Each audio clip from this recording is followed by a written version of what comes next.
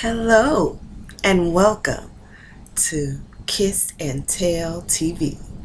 I am Safire and this is Safire Kiss and Tell. Our first review is of NBC's hit 8-week series, The Slap.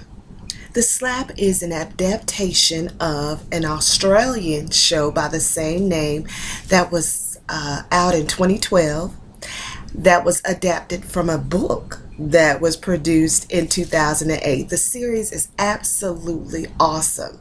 It's not getting the ratings that it needs, so I'm going to need you guys to get in there on Thursday nights at 7 and watch The Slap.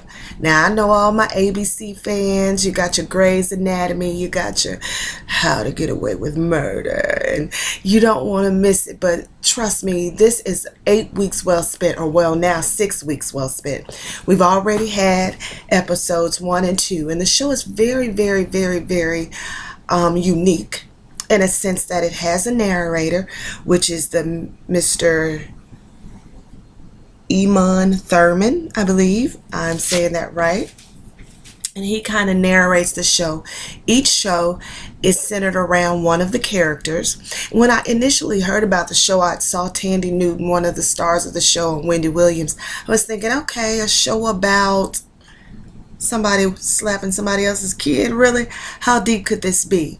But The Slap really is a great show because, like a great dessert, it has many, many layers. It is about the premise of someone else disciplining someone else's child, but it also has the layers of family and forbidden fruit and career and all those things that kind of makes a really good drama. So we open up with episode 1, which is entitled Hector. And Hector is a 39-year-old married father of 2 who is kind of like in that midlife crisis type of situation where you're right on the bubble of where's my career going, where's family going, type of situation. And it opens with him not getting a job. He's the assistant deputy commissioner, and he's up to become deputy commissioner, and he doesn't get it. And it's on the day of his birthday, and his wife, the beautiful Tandy Newton, is preparing for this huge celebration to celebrate Harry's birthday, but also his promotion. And so Hector, because next week is Harry. Hector is really kind of going through some things in his life, and he's kind of just on the verge of, if you ask me. And we are introduced to him in that arena, so to speak. So after we meet him, we meet Tandy Newton, his wife, which is Anisha in the show. And we meet his kids, who are preteens, a girl and a boy. We are also, because of our narrator, kind of given an insight into what's going on with Hector. And Hector is toiling with the ideal of forbidden fruit. He's kind of fantasizing about the babysitter, and we know babysitters, come on now, we know that's a dangerous, dangerous ground. He's flirting with the fact that Carmen could be the thing that he's missing. And she also is not only the babysitter, she works for his wife, Anisha, which is even a more dangerous combination. His wife, Anisha, is working feverishly on getting the party ready, and her big issue is that his mother, which is an overbearing Greek woman who kind of wants to take over his party, and she's telling him, I've worked on it, I've planned it, I have all the food ready, and now she wants to come in and kind of overshadow the whole thing. And so Harry's having to deal with that, and he tells his wife, yeah, I'll call her, I'll tell her. He knew he wasn't going to call his mama. They never call the mamas. And he's going to call her, and he's going to tell her that, kind of push back. So the day of his party comes, and he has his friends over, and we get introduced to other characters. We get introduced to Harry, which is his cousin. We also get introduced to his mom and his dad, his sister, and her new younger boyfriend. We also get introduced to his friends, who has a adolescent son, Hugo, which kind of is the premises for the show, the discipline of Hugo. And Hugo is a terror. Hugo is a terror. From the moment we meet Hugo, we realize that Hugo is a terror. He is just all over the place, and the parents are not really paying attention to him. They're really not focusing on him, and as a result, he's getting to everything. You know, albums are a very priceless jewel. They're a relic of days gone, and Hector has a really extensive jazz collection, and we find Hugo on the floor with food all over the albums. Oh my God, can you imagine that?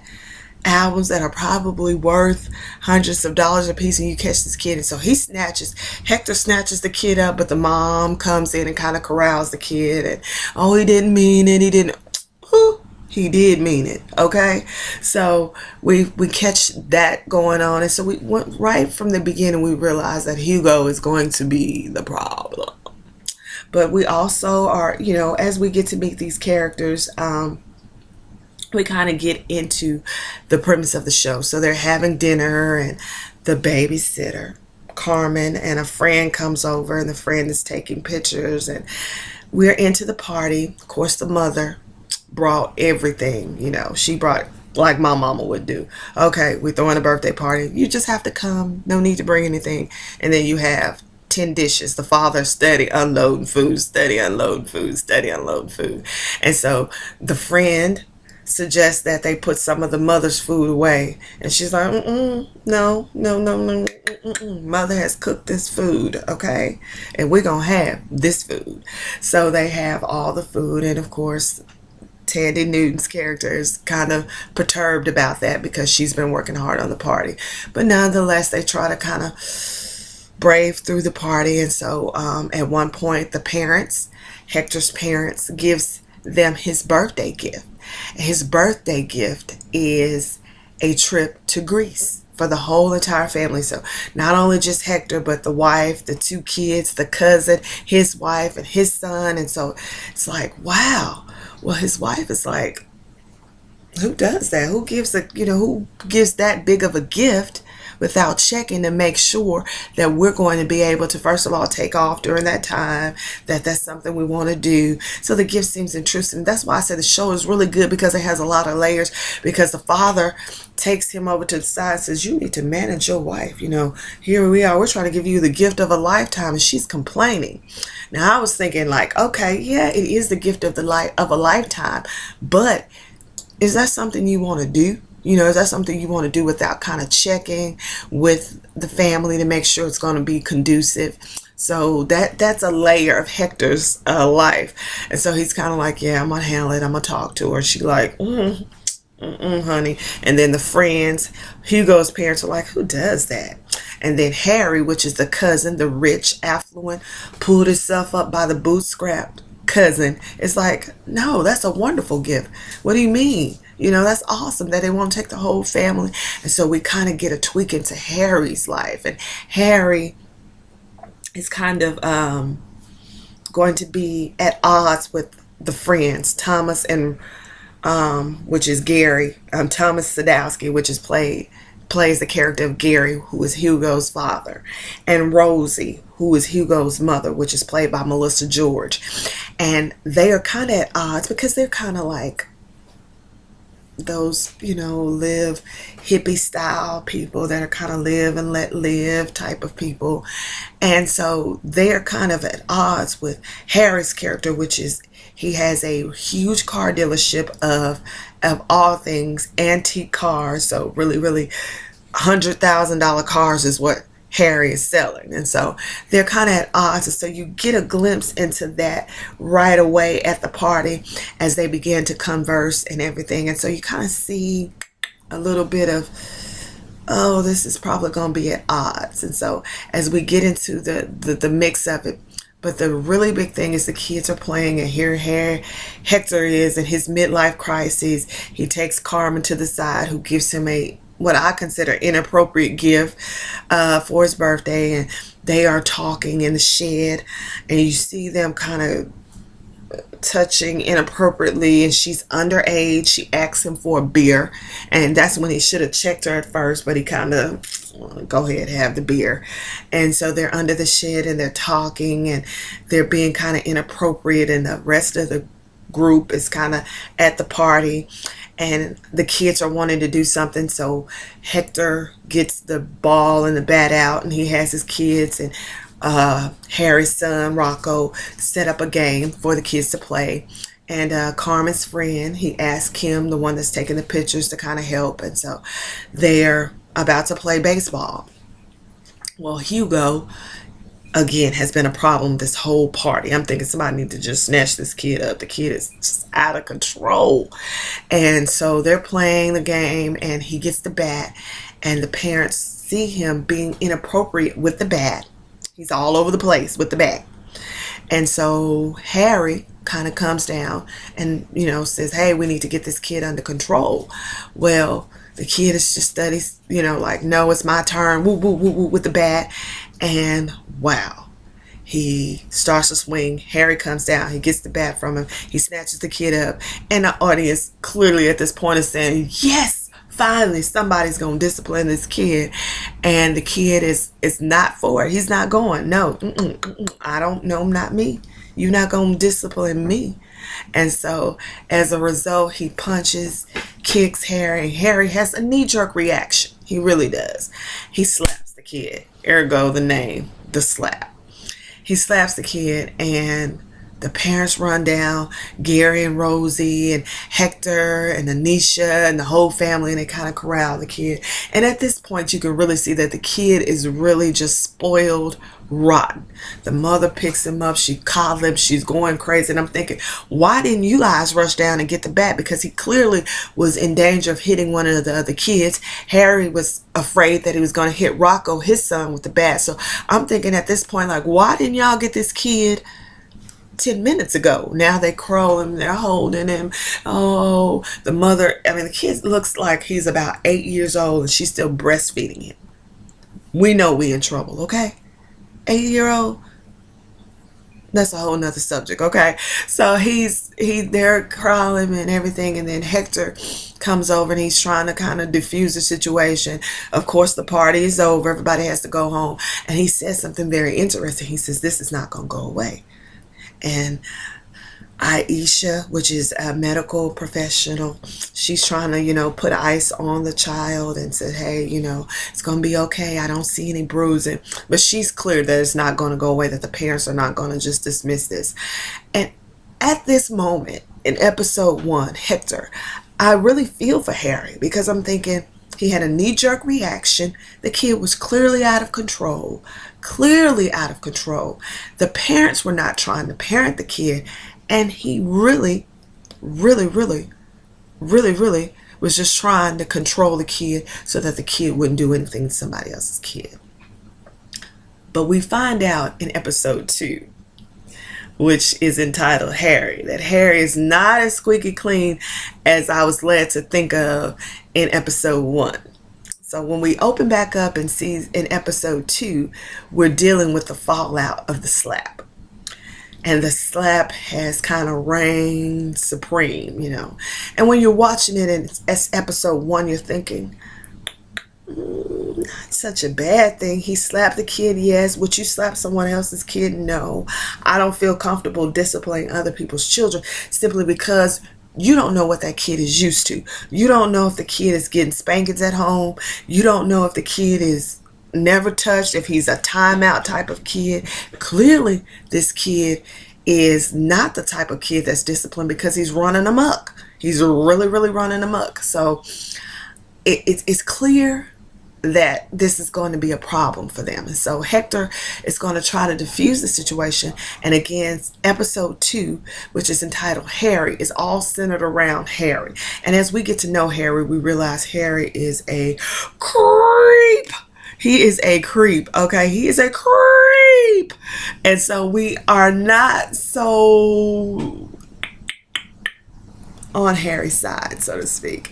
Harry is a type A personality where he handles everything. He has a really huge car dealership, and he's taking care of everything. He's got the world by a string. He's works out physically, got his buff on, and he's all that in a bag of chips. He's worked, he's earned it, and he's living it. He has a son who is clearly afraid of his dad and wants to please his dad. He's on a basketball team, and he wants to be a superstar because dad wants him to be a superstar. His wife is clearly uncomfortable with talking to him. She has to go to Hector to talk about the situation of the slap because she clearly is uncomfortable talking to her husband about it. And so initially Hector is able to convince Harry to go to Gary and Rosie's to talk about it. Maybe apologize. Maybe we can get this thing situated and there won't be a situation. Which I understand that, these are my friends. They were friends of Anisha and Hector's. And Harry is a cousin of Hector and Anisha. And so maybe Hector can play facilitator and diffuse the situation. Now, when we get to Harry's house, it's a beautiful home. It's gorgeous. He has everything you need.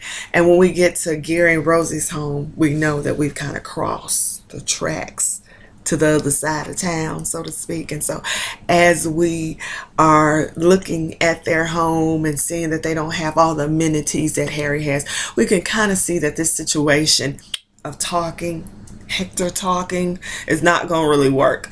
So, but they get there and Hector is kind of not trying to cover the situation, say, hey, we know it was a horrible issue, blah blah zay, blah blah zay, blah blah zay. Maybe we can work this out. So of course they are telling him their situation of like he shouldn't have put his hands on his kid. Rosie is clearly uncomfortable with him being in the home and talking about it. Gary is kind of trying to hear him out but not hear him out, and it goes from 0 to 100 real quick. And so it gets out of control. Harry ends up breaking a chair. They put him out. They call the police, dial 911. And what started out as Hector's innocent attempt to diffuse the situation only made the situation really, really worse. So the slap has turned into the lawsuit. And Harry, in his mind, clearly thinks that this is about money. And it probably is when you look at their lifestyle, how they're living compared to Harry and his wife. But Harry has an anger issue. He literally does. And so as we see his character being spotlighted in episode 2, we see that the slap may have been avoided if it had been Hector or Anisha or someone else, Anouk, the sister, or maybe the grandparents went down there to handle Hugo, because Harry has a problem. He's very much, at one scene, we see him literally almost choking his wife out because he's angry that she went to Hector instead of come to him. Clearly, I can't talk to you. You want to put hands on people, not only little kids, but grown women. He is having an affair with his sales associate. So he's a creep. Okay, say it with me, creep. Harry is a creep. And we see that clearly, that he is a creep and that he's not the guy that we probably felt a little bit sympathy for in episode 1. But it really is a great show because as we carouse through episode 2, we get to see, how it's going to play out. He gets picked up by the police. His son is kicked off of the basketball team because he's getting into fights because he's following in daddy's footsteps.